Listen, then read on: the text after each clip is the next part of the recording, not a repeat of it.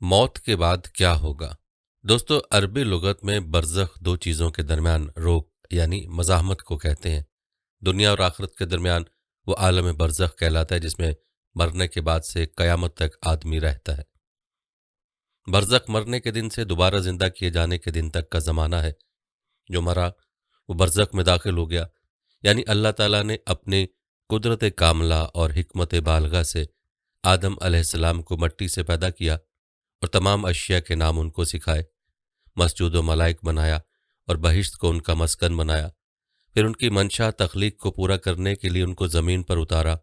इस तरह उनके लिए पहला घर जन्नत, दूसरा घर दुनिया, तीसरा घर बरज़ख, चौथा घर फिर जन्नत मुकर्रर किया और औलाद आदम के लिए अव्वल घर माँ का पेट, दूसरा दुनिया, तीसरा बरज़ख, चौथा जन्नत या दोज़ख मुकर्रर किया। हर घर के लिए मुनासिब अहकाम मुअय्यन फरमाए, दुनिया को दार अमल करार दिया। पसंदीदा और गैर पसंदीदा अमाल की तालीम के लिए अंबिया कराम को मबूस फरमाकर इंसान पर अजीम एहसान फरमाया। सब अंबिया की नबूवत और उनकी तालीम को हक मानने वाले मोमिनीन और इनकार करने वाले काफिर हुए। मौत से क़यामत तक का ज़माना बरज़ख कहलाता है। उसमें मोमिन राहत में और काफिर तकलीफ में रहता है। हकीकी जज़ा सज़ा हिसाब व किताब के बाद होगी।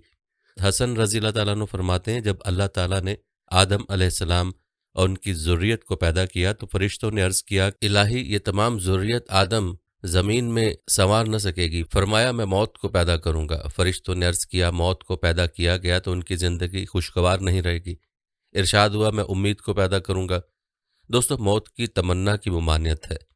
हज़रत अनस रज़ी अल्लाह ताला अन्हु फरमाते हैं कि रसूल खुदा सल्लल्लाहु अलैहि वसल्लम ने फरमाया, तुम में से कोई शख्स किसी मुसीबत से घबरा कर हरगिज़ मौत की तमन्ना न करे। बहुत ही मजबूर हो जाओ तो इन अल्फाज में दुआ किया करो, ऐ अल्लाह मुझको उस वक्त तक ज़िंदा रख जब तक मेरे लिए ज़िंदगी में भलाई हो, और अगर मेरे लिए ही मौत बेहतर है तो मुझे मौत दे दे। हज़रत अनस रज़ी अल्लाह ताला अन्हु रिवायत करते हैं कि रसूल खुदा सल्लल्लाहु अलैहि वसल्लम ने फरमाया कि मौत के आने से पहले तुम में से कोई शख्स हरगिज़ मौत की दुआ और तमन्ना न करे, इसलिए कि जब इंसान मर जाता है तो उसका अमल मुनक़ते हो जाता है, यानी ख़त्म हो जाता है, और मोमिन की उम्र खैर ही को बढ़ाती है, यानी उम्र बुरी चीज़ नहीं, कुछ न कुछ इसमें मोमिन खैर ही करेगा। हज़रत अबू हुरैरा रज़ी अल्लाह ताला अन्हु रिवायत करते हैं कि रसूल अकरम सल्लल्लाहु अलैहि वसल्लम ने फरमाया, तुम में से कोई शख्स मौत की हरगिज़ तमन्ना न करे, क्योंकि वो शख्स या तो नेक है तो शायद नेकी ज़्यादा करे, और या बदकार है तो मुमकिन है कि बदी से बाज आ जाए और अल्लाह ताला की खुशनूदी का तालिब बन जाए। हज़रत उमर बिन अब्सा रज़ी अल्लाह ताला अन्हु से रिवायत है कि रसूल अकरम सल्लल्लाहु अलैहि वसल्लम ने फरमाया, तुम में से कोई शख्स मौत की तमन्ना न करे मगर उस वक्त कि उसे अपने अमल पर भरोसा हो, और जब तुम देखो कि इस्लाम में 6 चीज़ें आम हो रही हैं तो मौत की तमन्ना करो, और अगर तुम्हारी जान तुम्हारे हाथ में हो तो उसे छोड़ दो। 1. किसी का नाहक कत्ल करना, 2. बच्चों की हुकूमत, 3. कमीनों की कसरत, 4. जाहिलों की हुकूमत, 5. इंसाफ की खरीदो फरोख्त, और 6. कुरान को गा कर पढ़ा जाए। मतलब यह है कि जिस वक्त ये बातें आम हो जाएं और लोग उनको दिल से बुरा समझना छोड़ दें तो ईमान का अदना दर्जा तो है, ऐसे नाजुक वक्त में मौत की तमन्ना करने में कोई मुज़ायका नहीं। बिरादरान इस्लाम, अब सुनिए हज़रत इब्राहीम अलैहिस्सलाम की मौत का दिलचस्प वाक़या। मलकुल मौत रूह कब्ज़ करने के लिए हज़रत इब्राहीम अलैहिस्सलाम के पास पहुँचे। हज़रत इब्राहीम अलैहिस्सलाम ने फरमाया, मलकुल मौत, क्या कोई दोस्त अपने दोस्त की रूह कब्ज़ करता है? मलकुल मौत को हुक्म हुआ कि तू इब्राहीम से ये कह दे कि क्या तुम्हारी नज़र में कोई ऐसा शख्स है जो दोस्त की मुलाकात को नापसंद करता हो? हज़रत इब्राहीम अलैहिस्सलाम ने जवाब सुना तो तड़प उठे और फरमाया, ए मलकुल मौत, तो इसी वक्त मेरी रूह कब्ज़ कर ले। हज़रत इब्ने मसूद रज़ी अल्लाह ताला अन्हु रिवायत करते हैं कि रसूल मकबूल सल्लल्लाहु अलैहि वसल्लम ने फरमाया, मोमिन की रूह पसीने के साथ निकलती है और काफिर की जान इस तरह खींची जाती जिस तरह गधे की। मोमिन से जो गुनाह सरजद हो चुके हैं, मौत की सख्ती उनका कुफारा हो जाती है, और काफिर ने जो नेकियां की हैं उन नेकियों का बदला उसको इस तरह दिया जाता है कि मौत उस पर आसान कर दी जाए। हज़रत आयशा सिद्दीक़ा रज़ी अल्लाह ताला अन्हा से मरवी है कि हज़रत मोहम्मद मुस्तफ़ा सल्लल्लाहु अलैहि वसल्लम ने इरशाद फरमाया, मोमिन को हर चीज़ में अजर ही अजर है, यहाँ तक कि मौत की सख्ती में भी अजर मिलता है। हज़रत बुरैदा रज़ी अल्लाह ताला अन्हु से रिवायत है कि सरकार दो आलम सल्लल्लाहु अलैहि वसल्लम ने फरमाया, मोमिन पेशानी पर पसीना छोड़कर वफ़ात पाता है। हज़रत सलमान फ़ारसी रज़ी अल्लाह ताला अन्हु का बयान है कि मैंने रसूल मकबूल सल्लल्लाहु अलैहि वसल्लम को ये फरमाते हुए सुना कि जिसकी मौत करीब आए तो उसमें 3 अलामतों को गौर से देखो। एक, अगर पेशानी ज़र्क आलूद हो। 2, उसकी आंखें पुरनम हो जाएं। 3, और उसके नथने फूल जाएं तो समझ लो इस पर अल्लाह की रहमत हुई। और अगर इस तरह फरखर करने लगे जैसे ऊंट गला घुटने के वक्त करता है, उसका रंग सुर्ख हो जाए और उसकी बाछें राख के रंग की हो जाए तो समझ लो उस पर अल्लाह की तरफ से अजाब नाजिल हुआ। हज़रत उमर बिन हबीब रज़ी अल्लाह तआला अन्हु से ये वाक़या मरवी है कि बनी इसराइल के 2 आदमियों ने अल्लाह ताला की इतनी इबादत की कि थक कर इबादत से किनाराकश हो गए। फिर उन्हें ख्याल हुआ कि अगर हम कब्रिस्तान की मजावरत करें तो शायद हमारी हालत सुधर जाए। इसी ख्याल से वो कब्रों के मजावर बनकर अल्लाह ताला की इबादत करने लगे। वहाँ एक मुर्दा नमूदार हुआ। उसने उन लोगों से बयान किया, मेरी मौत पर 80 बरस का ज़माना गुजर चुका है, लेकिन मौत की तकलीफ़ अब तक महसूस करता हूँ। हज़रत काब रज़ी अल्लाह तआला अन्हु से रिवायत है कि मौत की तकलीफ़ मुर्दे को उस वक्त तक महसूस होती रहेगी जब तक कि वो कब्र में है। ये तकलीफ़ मोमिन के लिए तमाम तकालीफ से बढ़कर है और काफिर के लिए बड़ी सहल है, क्योंकि उसकी तकलीफ़ तो मौत के बाद अज़ाब दायमी की शक्ल में आने वाली हैं। हज़रत अली करमल्लाहु वजहू का बयान है कि कसम है उस ज़ात की जिसके कब्ज़े में मेरी जान है, तलवार की 1000 ज़रबें खाकर मरना बिस्तर पर मरने से ज़्यादा आसान है। हज़रत हसन रज़ी अल्लाह तआला अन्हु को बयान है कि हज़रत मूसा अलैहिस्सलाम से मौत की कैफियत दरियाफ्त की गई तो आपने फरमाया, मुझे ऐसा मालूम हुआ जैसे लोहे की कांटोंदार सीख मेरे पेट में दाखिल की गई। सीख के कांटे मेरी रगों में उलझ गए और फिर यहाँ ज़ोर से वो सीख खींच ली गई। इस बयान पर मलकुल मौत ने कहा, है मूसा, अल्लाह ताला ने आप पर फिर भी आसानी की। मरवी है कि जब हज़रत मूसा अलैहिस्सलाम का विसाल हुआ तो अल्लाह ताला ने पूछा कि मूसा, तुमने मौत की क्या कैफियत पाई? हज़रत मूसा अलैहिस्सलाम ने जवाब दिया, मौत के वक्त मेरा हाल बिल्कुल उस चिड़िया जैसा था जो जिंदा कढ़ाई में तली जा रही हो, न मरकर राहत पाती है और न उस तकलीफ से निजात पाकर उड़ सकती है। मौत की कैफियत में हज़रत मूसा अलैहिस्सलाम का यह कौल भी मरवी है कि जाकरी में मेरा हाल बिल्कुल उस बकरी जैसा है जिसकी खाल कसाब उतार रहा हो। हज़रत अनस रज़ी अल्लाह तआला अन्हु से रिवायत है कि सरकार दो आलम सल्लल्लाहु अलैहि वसल्लम ने फरमाया, जान निकालने के लिए फरिश्ते बंदे को घेर कर महबूस कर देते हैं। अगर ऐसा ना करें तो सुकरात मौत की तकलीफ इतनी शदीद होती है कि बंदे जंगलों और मैदानों में भाग जाएं। मेरे दीनी बहनों और भाइयों, शहीद को मौत के वक्त बहुत मामूली तकलीफ होती है। हज़रत हसन रज़ी अल्लाह तआला अन्हु से मरवी है कि बंदे पर वो घड़ी सबसे ज़्यादा सख्त होती है जब रूह फसली के पास पहुंचती है। उस वक्त बंदा इतना बेचैन होने लगता है कि उसका सांस ऊपर को चलने लगता है, लेकिन शहीद उससे मुस्तस्ना है। हज़रत अबू फ़तादा रज़ी अल्लाह तआला अन्हु से रिवायत है कि रसूल खुदा सल्लल्लाहु अलैहि वसल्लम ने फरमाया, शहीद को कत्ल होने के वक्त उतनी ही तकलीफ़ महसूस होती जितनी तकलीफ़ तुमको चींटी के काटने से होती है। हज़रत मोहम्मद बिन काब अर्ज़ी रज़ी अल्लाह तआला अन्हु से मरवी है कि सबसे आखिर में मलकुल मौत अलैहिस्सलाम को मौत आएगी। उनसे कहा जाएगा कि ऐ मलकुल मौत, तू मर जा। ये सुनते ही वो इतने ज़ोरदार चीख मारेंगे कि अगर आसमान और ज़मीन वाले सुन लें तो दहशत से मर जाएं। उस चीख के बाद मलकुल मौत अलैहिस्सलाम मर जाएंगे। अल्लाह ताला ने इतना और ज़्यादा बयान किया है कि मलकुल मौत की मौत सारी मखलूक की मौत से सख्त होगी। हज़रत अब्दुल्ला बिन उबैद बिन उमैर रज़ी अल्लाह तआला अन्हु का बयान है कि मैंने हज़रत आयशा सिद्दीक़ा रज़ी अल्लाह तआला अन्हा से नागहानी मौत के बारे में दरियाफ्त किया कि क्या नागहानी मौत मकरूह है। हज़रत सिद्दीक़ा रज़ी अल्लाह तआला अन्हा ने फरमाया, वो कैसे मकरूह होगी? मैंने तो नागहानी मौत के बारे में जनाब रसूल खुदा सल्लल्लाहु अलैहि वसल्लम से दरियाफ्त किया तो आपने फरमाया, ये मोमिन के लिए तो राहत है, लेकिन फाजिर के लिए हसरत व नामुरादी है।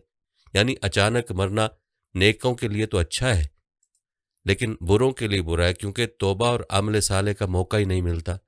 नज़ा के वक्त की तलकीन हज़रत माज बिन जबल रज़ी अल्लाह तआला अन्हु की रिवायत है कि रसूल खुदा सल्लल्लाहु अलैहि वसल्लम ने फरमाया, जिस शख्स का आखिरी कलमा ला इलाहा इल्लल्लाह होगा उसका जन्नत में दाखिल होना ज़रूरी है।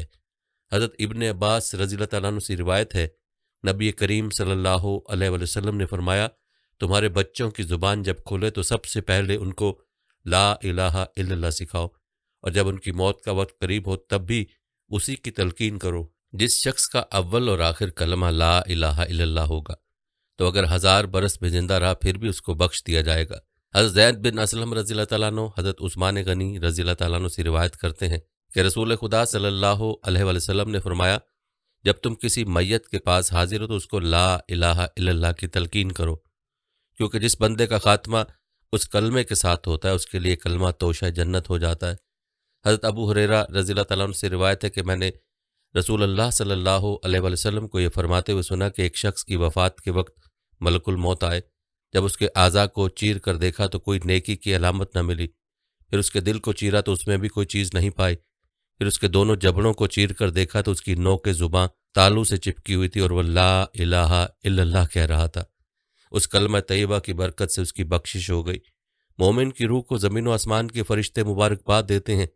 حضرت ابن عباس رضی اللہ تعالیٰ عنہما نے خاتم الرسول صلی اللہ علیہ وسلم سے ایک طویل حدیث روایت کی ہے، جس میں بیان ہے کہ مومن کی روح کو آسمان و زمین کے تمام فرشتے مبارکبادیاں دے چکتے ہیں تو اللہ تعالیٰ کی جناب میں پیش ہوتی ہے، اور اللہ تعالیٰ فرماتے ہیں مرحبا اس روح کے لیے اور مرحبا اس جسم کے لیے جس سے پاک روح نکلی ہے۔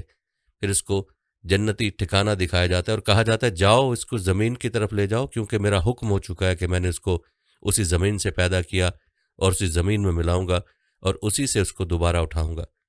رسول اللہ صلی اللہ علیہ وسلم نے قسم کھا کر فرمایا جس وقت اس روح کو جسم میں لوٹانے کا حکم ہوتا ہے اور فرشتے لے کر چلتے ہیں تو یہ لوٹنا اتنا ناگوار ہوتا ہے کہ نکالنے کے وقت بھی اس کو اتنی ناگواری کا اظہار کرتی ہوئی کہتی ہے کہ تم مجھے کہاں لے جا رہے ہو؟ کیا اس جسم کی طرف لے جا رہے ہو جس کے اندر میں تھی؟ فرشتے کہتے ہیں ہم اللہ تعالیٰ کے حکم کے تابع ہیں، اللہ تعالیٰ کا حکم ہے کہ اس جسم میں تجھ کو لوٹا دے۔ چنانچہ وہ لوٹائی جاتی ہے اور اسی وقفے میں اس کے جسم کو لوگ غسل دے کر کفن میں لپیٹ چکے ہوتے ہیں۔ فرشتے اس روح کو جسم میں دوبارہ لوٹا دیتے ہیں۔ حضرت عطا خراسانی کا بیان ہے کہ بنی اسرائیل کا ایک شخص 40 سال تک محکمہ قضا کا قاضی رہا۔ جب وہ شدید بیمار پڑا تو اس نے کہا میرا گمان ہے کہ میں اس بیماری میں مر جاؤں گا، میں اگر مر جاؤں تو ایک کام کرنا کہ 4-5 روز تک مجھے گھر میں روکے رکھنا، اس عرصے میں اگر کوئی خاص کیفیت میری دیکھو تو مجھے آواز دے کر پوچھنا۔ چنانچہ اس بیماری میں اس کا انتقال ہو گیا تو ایک صندوق میں رکھ دیا گیا۔ 3 روز گزرنے کے بعد جب اس کے جسم سے اتنی بدبو آنے لگی کہ گھر والے پریشان ہو گئے، مجبوراً ایک شخص نے اس کی لاش کو پکارا اور کہا یہ کیسی بدبو تیرے جسم سے آ رہی ہے؟ اس مردے کو حکم خداوندی ہوا اور وہ بول پڑا کہ اس نے بدبو کی وجہ یہ بیان کی کہ میں 40 برس قاضی رہا لیکن کسی مقدمے میں جانبداری اور بے انصافی کی تہمت مجھ پر نہیں لگ سکی۔ البتہ ایک مقدمہ ایسا آیا کہ 2 آدمی میرے پاس آئے، ان میں سے ایک کی طرف میرا رجحان اور میلان تھا، اس لیے اس کے فریق کے مقابلے میں اس شخص کی بات پر میں نے زیادہ توجہ دی اور ہمدردی سے کان لگا کر سنتا رہا۔ میرے کان نے عدالت کی کرسی پر بیٹھ کر یہ بے انصافی کی تھی، اسی کان سے بدبو آ رہی ہے جس سے تم لوگ پریشان ہو۔ یہ کہہ کر وہ خاموش ہو گیا اور اس کی لاش کا صندوق سپرد خاک کر دیا گیا۔ حضرت صالح بن حبی رضی اللہ تعالیٰ عنہ کا بیان ہے میرے ایک پڑوسی کی وفات ہو گئی، پھر اس کے وفات کے بعد بیٹھ کر اس کے اعمال کا ذکر میں کرنے لگا تو شخص بول پڑا اور کہنے لگا میں نے جس گناہ سے مغفرت چاہی وہ بخش دیا گیا اور جس سے مغفرت نہ چاہی وہ جوں کا توں باقی رہا۔ میں نے انار کے ایک دانہ خیرات کر دیا تھا، اس کی وجہ سے ایک نیکی لکھی گئی۔ ایک رات میں کھڑا ہو کر نماز پڑھنے لگا، میں نے قرات بلند آواز سے کی تو میرا پڑوسی سن کر اٹھ کھڑا ہوا اور اس نے بھی نماز پڑھی، اس کے سبب سے میرے لیے بھی ایک نیکی لکھی گئی۔ ایک دن میں کچھ لوگوں میں بیٹھا ہوا تھا کہ ایک سائل آیا، میں نے اس کو 1 درہم دے دیا، لیکن یہ میں نے صرف دکھاوے کے لیے کیا تھا، میں نے اس درہم پر کوئی نیکی نہیں پائی، بس اتنا ہوا کہ میں اس کا ثواب نہیں پا سکا۔ مطلب یہ ہے کہ جو نیک عمل دکھاوے کے لیے کیا جاتا ہے اس کی دنیا میں شہرت تو ضرور ہو جاتی ہے لیکن آخرت میں اس کا کوئی حصہ نہیں ہوتا۔ دوستو، توبہ کا وقت کب ختم ہوتا ہے؟ حضرت ابو بکر بن عبداللہ مزنی رضی اللہ تعالیٰ عنہ سے مروی ہے کہ توبہ کا وقت بہت دراز ہوتا ہے، لیکن جب موت کے فرشتے نظر آنے لگتے ہیں تو توبہ کا وقت ختم ہو جاتا ہے اور بندہ بھی دنیا سے بے خبر ہو جاتا ہے۔ حضرت ابو ہریرہ رضی اللہ تعالیٰ عنہ نے یہ واقعہ بیان کیا کہ ایک شخص شدید بیمار ہوا، ہم لوگ اس کے پاس بیٹھے ہوئے تھے، اچانک بیمار بے حس و حرکت ہو گیا، ہم نے اس کا مردہ سمجھ کر کپڑا ڈھانپ دیا اور اس کی آنکھوں کو بند کر دیا۔ جب ہم اس کو غسل دینے کے لیے اٹھا لے گئے تو اس نے حرکت کی، ہم سب نے کہا سبحان اللہ، ہم تو سمجھے تھے کہ تم مر چکے ہو۔ یہ سن کر اس شخص نے کہنا شروع کیا بے شک میں مر چکا تھا، مرنے کے بعد مجھ کو میری قبر میں لے گئے، ایک خوبصورت اور خوشبودار آدمی نے مجھ کو قبر میں رکھ دیا، اچانک ایک کالی بدبودار عورت نمودار ہوئی، اس نے میری برائیاں ایک ایک کر کے اس طرح گنانی شروع کی کہ میں اس سے شرمسار ہونے لگا۔ عورت سے میری بحث ہوتی رہی، عورت نے کہا اچھا چل ہمارا جھگڑا وہاں طے ہوگا۔ چنانچہ میں چلا اور ایک کشادہ گھر میں داخل ہوا جس میں چاندی کا ایک چبوترا تھا، اس کے گوشے میں مسجد تھی اور ایک شخص کھڑا ہوا نماز پڑھ رہا تھا۔ اس نمازی نے نماز میں سورہ نحل پڑھنی شروع کی اور پڑھتے پڑھتے کسی آیت پر اٹک گیا، میں نے اس کو لقمہ دیا۔ جب وہ نماز سے فارغ ہوا تو اس نے مجھ سے دریافت کیا کہ کیا تجھے یہ صورت یاد ہے؟ میں نے کہا ہاں۔ یہ سن کر اس نے اپنے تکیے کے نیچے سے ایک کتاب نکالی اور پڑھنے لگا اسی وقت وہ کالی عورت جلدی سے اس کے پاس آ کر کہنے لگی، اس نے یہ برائی کی، وہ برائی کی، اور پھر وہ خوبصورت خوشبودار شخص بھی آ گیا، اس نے عورت کی تردید کرتے ہوئے میری خوبیاں گنانی شروع کیں۔ اس پر اس مسجد کے ایک نمازی نے کہا، بندے نے اپنی جان پر ظلم کیا لیکن اللہ تعالیٰ نے اس کی برائیوں کو درگزر فرما دیا۔ مزید کہا، ابھی اس شخص کی موت نہیں آئی ہے، ابھی تو پیر کے دن اس کی موت آئے گی۔ حضرت ابو ہریرہ رضی اللہ تعالیٰ عنہ کہتے ہیں کہ اس بیمار شخص نے کہا کہ تم لوگ اس واقعے کو سامنے رکھ کر خیال رکھنا، اگر میری وفات پیر کے دن ہوئی تو مجھے امید ہے کہ میں نے جو کچھ دیکھا ہے وہ سچ ہے اور مجھے نجات ملے گی، اور اگر میں پیر کے دن نہ مرا تو سمجھنا میں نے جو کچھ دیکھا اور کہا وہ محض بیماری کا ہذیان تھا۔ چنانچہ وہ شخص پیر تک اچھا رہا اور پیر کے دن عصر کے بعد اس کا انتقال ہو گیا۔ قبر کی مٹی نطفے میں شامل ہوتی ہے۔ حضرت ابو ہریرہ رضی اللہ تعالیٰ عنہ سے مروی ہے کہ نبی کریم صلی اللہ علیہ وسلم نے ارشاد فرمایا، ہر بچے پر اس کی قبر کی مٹی چھڑکی جا چکی ہے۔ حضرت ابن مسعود رضی اللہ تعالیٰ عنہ سے مروی ہے کہ جو فرشتہ رحم مادر پر مقرر ہے وہ نطفے کو رحم سے لے کر اپنی ہتھیلی پر رکھتا ہے، پھر سوال کرتا ہے، رب یہ پیدا ہوگا یا نہیں ہوگا؟ اس کے جواب میں اگر اللہ تعالیٰ یہ فرما دیا کہ یہ پیدا ہوگا تو پھر فرشتہ سوال کرتا ہے، رب اس کا رزق کتنا ہوگا، اس کی عمر کتنی ہوگی؟ اس پر اللہ تعالیٰ فرماتا ہے، ان باتوں کو جاننے کے لیے الکتاب یعنی لوح محفوظ کو دیکھو۔ فرشتہ لوح محفوظ میں دیکھتا ہے جہاں رزق، نقش قدم، عمل اور عمر سب کچھ درج ہوتا ہے۔ اس کے بعد فرشتہ اس زمین سے مٹی لیتا ہے جہاں یہ دفن کیا جائے گا اور اس مٹی کے ساتھ نطفے کو گوندھ دیتا ہے۔ اس کی تصدیق میں آپ صلی اللہ علیہ وسلم نے یہ آیت تلاوت فرمائی جس کا ترجمہ ہے، تم کو اسی زمین سے پیدا کیا اور تم کو پھر اسی میں لوٹا دیں گے۔ حضرت ابن مسعود رضی اللہ تعالیٰ عنہ کی روایت میں اتنا اور اضافہ ہے کہ اگر اللہ تعالیٰ نے اس نطفے کے بارے میں یہ فرما دیا کہ یہ پورا بچہ نہیں ہوگا تو اس نطفے میں جان نہیں پڑتی، اور اگر اس کا پیدا ہونا فرمایا تو فرشتہ اس کے مذکر اور مؤنث، نیک و بد، عمر اور رزق کا سوال کرتا ہے جو لوح محفوظ میں ملتا ہے۔ وہ پیدا ہو کر اپنے گھر والوں میں رہتا ہے لیکن موت کے بعد اسی جگہ دفن ہوتا ہے جہاں کی مٹی نطفے میں شامل ہوتی ہے۔ حضرت ابن مسعود رضی اللہ تعالیٰ عنہ سے روایت ہے، رسول اللہ صلی اللہ علیہ وسلم نے فرمایا، بندے کی موت جس زمین پر مقدر ہے تو وہ جگہ کتنی ہی دور ہو، وہاں لے جانے والی ضرورت بھی مقدر کر دی جاتی ہے۔ بندہ وہاں جاتا ہے اور پھر وہیں اس کی روح قبض کی جاتی ہے۔ قیامت کے دن وہ زمین روح سے کہے گی، یہ وہ جسم ہے جو میرے پاس تو نے بطور امانت چھوڑا تھا۔ حضرت ابو ہریرہ رضی اللہ تعالیٰ عنہ سے روایت ہے کہ نبی کریم صلی اللہ علیہ وسلم نے ارشاد فرمایا، اپنے مردوں کو نیک لوگوں کے پاس دفن کیا کرو۔ مردہ برے پڑوسی سے اس طرح ایذا محسوس کرتا ہے جس طرح زندہ آدمی برے پڑوسی سے ایذا پاتا ہے۔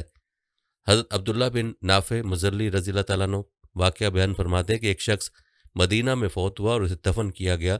ایک آدمی نے اس میت کو خواب میں دیکھا، گویا وہ اہل دوزخ میں سے ہے۔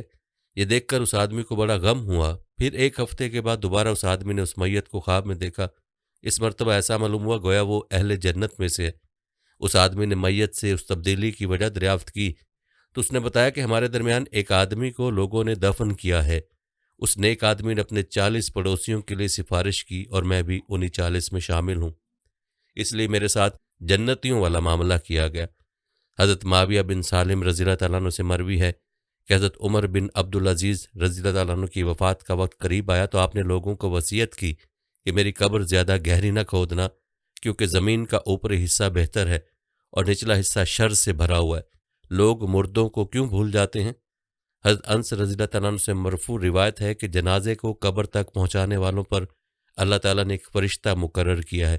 جب غم و اندھوں میں ڈوب کر لوگ اپنی میت کو قبر میں رکھ کر واپس ہونے لگتے ہیں تو فرشتہ قبر سے ایک مٹھی مٹی لے کر ان لوگوں کی پیٹھ پر مارتا ہے اور کہتا ہے، تم اپنی دنیا کی طرف واپس جاؤ، اللہ تعالیٰ تمہارے مردوں کا غم تم سے بھلا دے۔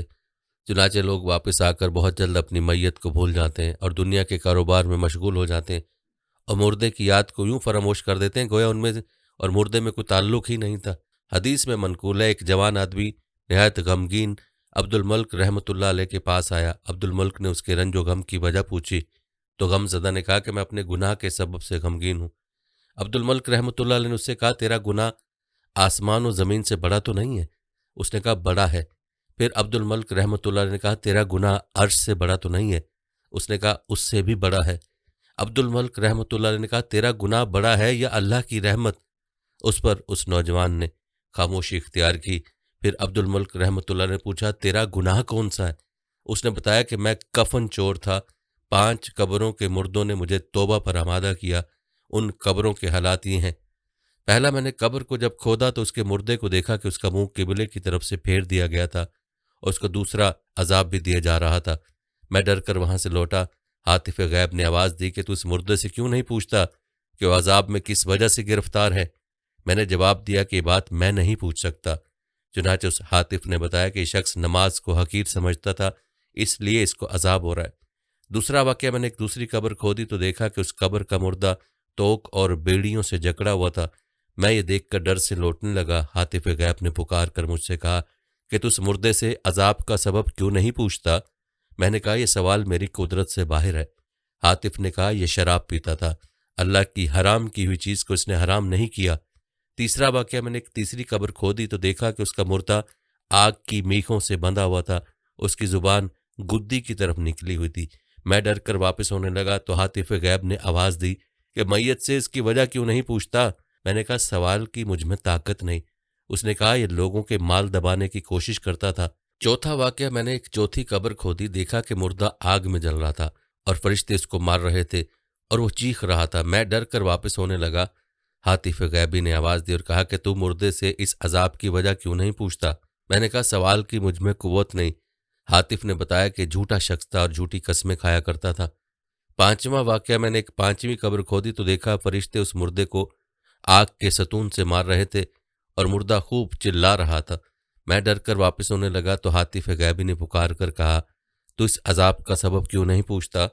میں نے کہا میرے اندر اتنی طاقت نہیں۔ پھر عاطف نے خود بتایا کہ ایک کھلنڈرا تھا، شطرنج وغیرہ کھیلا کرتا تھا، حالانکہ اللہ کے رسول نے اس سے منع فرمایا۔ مطلب یہ کہ قبر کا عذاب دل، آنکھ، کان، زبان، پیٹ، شرمگاہ، ہاتھ پاؤں اور سارے بدن کے گناہوں کے سبب سے ہوتا ہے، اور ان اعضاء سے جو نیک کام ہوتے ہیں ان پر اجر ملتا ہے۔ حدیث شریف میں ہے کہ حضور اکرم صلی اللہ علیہ وسلم نے فرمایا جب 2 مسلمان اپنی تلواروں کے ساتھ ایک دوسرے پر حملہ آور ہوتے ہیں، پھر کوئی ایک مقتول ہو جاتا ہے تو قاتل اور مقتول دونوں آگ میں جاتے ہیں۔ پوچھا گیا قاتل تو قاتل ہے، مقتول کیوں آگ میں جاتا ہے؟ اس پر حضور صلی اللہ علیہ وسلم نے ارشاد فرمایا وہ بھی تو قتل کرنے کے ارادے سے ہی آیا تھا۔ ابن حجر مکی کا بیان ہے کہ عبد الباسط نامی ایک شخص قاضی شہر کا چپڑاسی تھا۔ وہ شروع میں بہت غریب تھا مگر اس نے ناجائز ذرائع سے خوب دولت سمیٹی، لیکن جب وہ مر گیا اور دفن کر دیا گیا تو دفن کرنے کے بعد قبر ذرا سی کھل گئی۔ ہم نے دیکھا کہ ایک زنجیر کے اندر ایک بڑے سانپ کو اس کی لاش سے باندھ دیا گیا۔ ہم نے ڈر کر قبر پر مٹی ڈال دی اور عبرت لے کر گھر لوٹے۔ ابن جوزی رحمۃ اللہ نے روایت بیان کیا کہ حضرت عیسیٰ علیہ السلام اپنے ساتھیوں کے ہمراہ جا رہے تھے، راستے میں کسی مردے کی ایک کھوپڑی نظر آئی۔ آپ کے ساتھیوں نے درخواست کی کہ اے روح اللہ، آپ اللہ تعالیٰ سے دعا فرمائے کہ اس کھوپڑی کو قوت گویائی عطا فرما دے اور یہ کھوپڑی گزرے ہوئے عجیب واقعات ہم کو سنا دے، اس سے ہم کو عبرت حاصل ہوگی۔ حضرت عیسیٰ علیہ السلام نے 2 رکعت نماز پڑھی اور اللہ تعالیٰ سے دعا کی۔ آپ کی دعا قبول ہوئی اور کھوپڑی بول اٹھی کہ پوچھئے کیا پوچھتے ہیں؟ اللہ تعالیٰ کا حکم ہے کہ میں آپ کی باتوں کا جواب دوں۔ آپ نے پوچھا تو اس دنیا میں کون سی شخصیت رکھتا تھا؟ کھوپڑی نے جواب دیا میں اس زمین کا بادشاہ تھا، 1000 برس زندہ رہا، 1000 اولاد مجھ سے ہوئی، 1000 شہر فتح کیے، 1000 لشکروں کو شکست دی اور 1000 بادشاہوں کو قتل کیا، بالآخر اس فاتح زمانے کو موت آئی۔ میں نے اچھی طرح یہ معلوم کر لیا کہ زہد و تقوی سے بڑھ کر کوئی دولت نہیں اور حرص و طمع میں ہلاکت ہی ہلاکت ہے، اور اللہ تعالیٰ کی تقدیر پر راضی رہنے میں سب سے بڑی عزت ہے۔ حضرت ابن مسعود رضی اللہ تعالیٰ عنہ کا بیان ہے کہ جس نے سورہ ملک کو ہر رات پڑھا اس کو اللہ تعالیٰ عذاب قبر سے بچا لے گا۔ حضرت ابن مسعود رضی اللہ تعالیٰ عنہ سے یہ بھی مروی ہے کہ سرکار دو عالم صلی اللہ علیہ وسلم نے ارشاد فرمایا ایک شخص کا انتقال ہوا تو اس کے دل میں بجز سورہ تبارک الذی کے اوپر کوئی حصہ قرآن کا نہ تھا۔ جب وہ شخص قبر میں رکھا گیا تو ایک فرشتہ اس کے پاس آیا، سورہ تبارک الذی اس شخص کے پاس آ کر کھڑی ہو گئی۔ فرشتے نے اس سے کہا بے شک تو خدا کی کتاب کا جزو ہے اور میں تیری ناخوشی کو پسند نہیں کرتا، لیکن میں تو اس مردے کے لیے یا تو خود اپنی مرضی کے لیے یا کسی نفع اور نقصان کا مالک نہیں ہوں۔ اگر تو اس مردے کو بچانا چاہتی ہے تو اللہ تعالیٰ کی جناب میں جا کر اس کی سفارش کر۔ یہ سن کر سورہ رب کے حضور ہو گئی اور درخواست کی کہ اے خدا، فلاں شخص نے تیری کتاب میں سے مجھ کو پڑھا، تو کیا پھر بھی اس کو عذاب دیا جائے گا حالانکہ میں اس کے پیٹ میں ہوں؟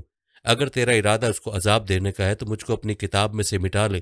اللہ تعالیٰ کی طرف سے جواب ملتا ہے کہ میں دیکھتا ہوں کہ تو بہت خفا ہو گئی ہے۔ سورت کہتی ہے کہ مجھے حق ہے کہ میں صورتحال سے خفا ہو جاؤں۔ پھر خدا فرماتا اچھا جا، میں نے اس کو اور تجھ کو بخشا، تیری سفارش اس کے حق میں قبول کی۔ سورہ اپنے مردہ ساتھی کے پاس آتی ہے اور فرشتہ عذاب کو جھٹ وہاں سے ہٹا دیتی ہے۔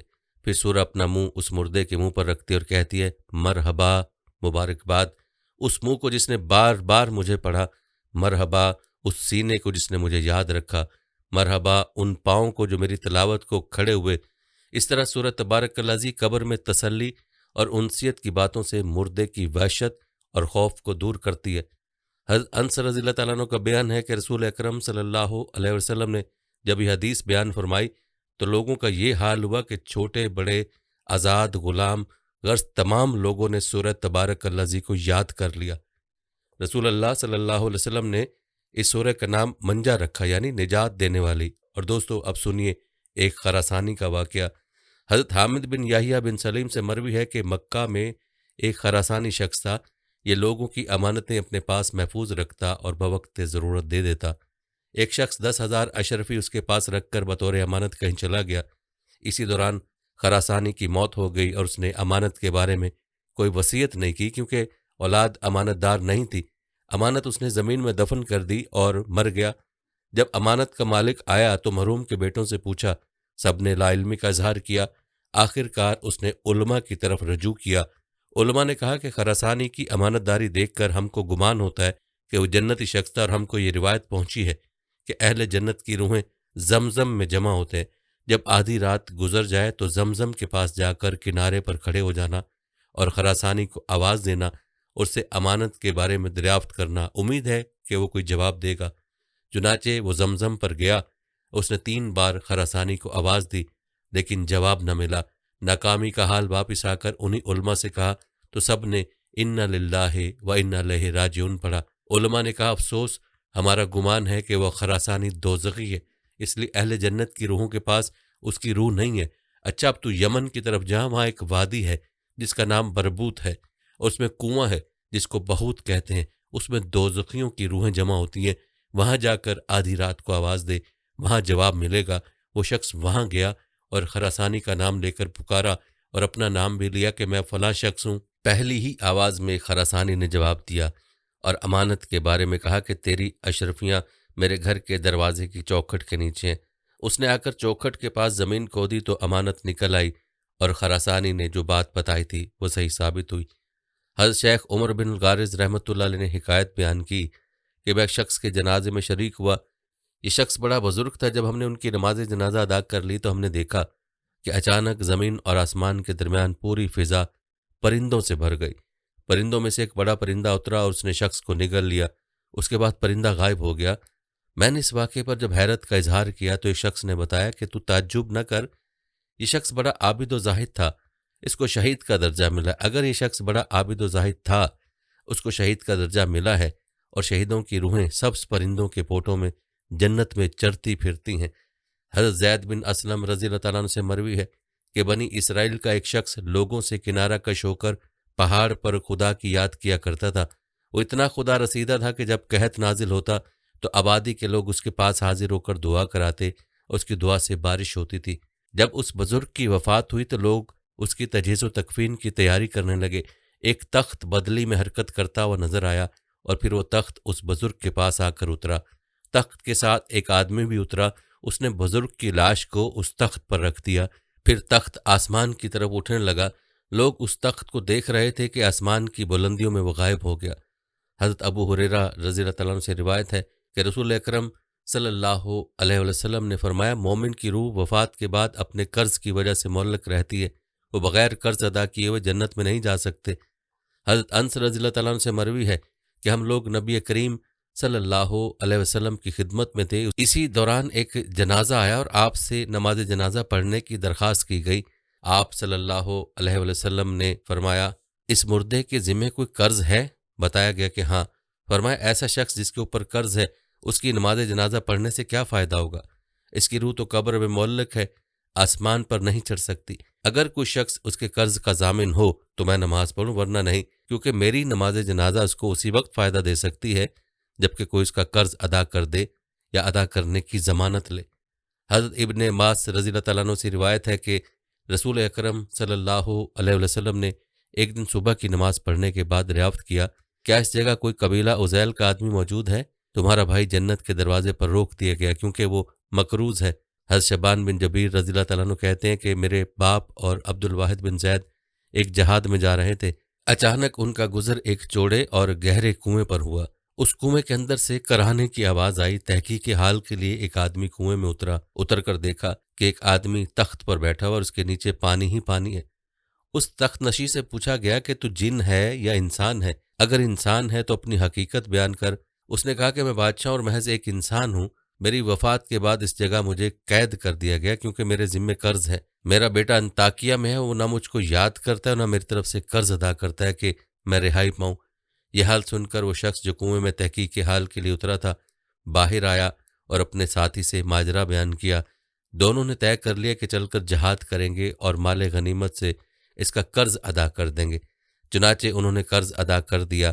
واپسی پر کنویں کے پاس آئے تو وہاں وہ کنویں میں موجود نہیں تھا، وہیں وہ لوگ سو گئے۔ آخر خواب میں وہ آدمی آیا اور کہا کہ اللہ تم کو جزائے خیر دے، تم نے قرض ادا کر دیا، اب میں جنت میں آ گیا ہوں۔ میرے دینی بہنوں اور بھائیوں اور عزیزان کرام، موت در موت کے بعد کے حالات و واقعات ابھی آپ نے صحیح روایت کی روشنی میں سنے۔ امید کرتا ہوں کہ آج کے اس واقعے سے آپ نے بہت سبق لیا ہوگا۔ اللہ تعالیٰ آپ سب کو، ہم سب کو دین پر چلنے کی توفیق عطا فرمائے، آمین۔